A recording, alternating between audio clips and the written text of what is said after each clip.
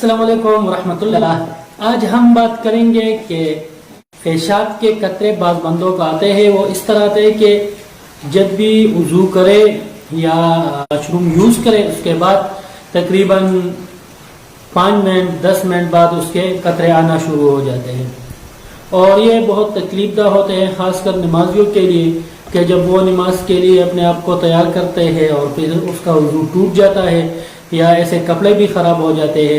तो इसके लिए मैं आपको पहले एक तरीका बताता हूँ, फिर उसका एक नुस्खा भी बता देता हूँ जो रसूल नबी सल्लल्लाहु अलैहि वसल्लम की तरफ से है। पहले तरीका सीखे कि ऐसा तरीका बैठने का कि इससे आपका कब्ज़ भी ना हो और पेशाब के कतरे भी ना आए। असल में होता है कि जब हम पेशाब करते हैं तो आखिर में एक कतरा जो है वो यहाँ रुक जाता है।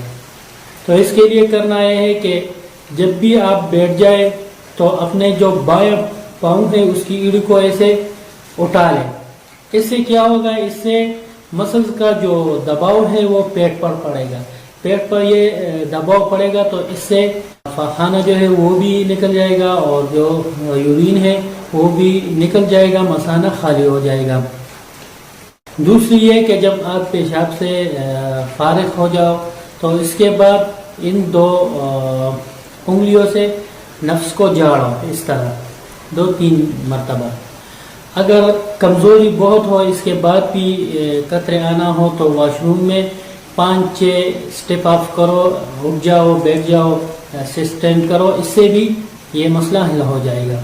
इसके बारे में एक तिब्बी नुस्खा है नबीज़। एक सहाबी जो रसूल सल्लल्लाहु अलैहि वसल्लम से अर्ज़ किया कि मुझे ये मसला है, तो उसने सहाबी से कहा कि आप नबीज़ जो है वो यूज़ करो।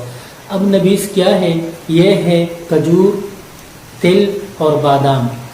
इन तीनों को हम वज़न मिला लेना है, ये आपका नबीज़ तैयार हुआ। ये उन बच्चों को भी आप खिला सकते हो जो बिस्तर पर पेशाब करते हैं। इसको खिलाने से ये आर्जा भी उसका ठीक हो जाएगा, उनको अल्लाह शिफा देगा। दुआओं में याद रखना, अपना बहुत सा ख्याल रखिए। अगर चैनल पर नए हो तो सब्सक्राइब ज़रूर करें। शुक्रिया। अल्लाह।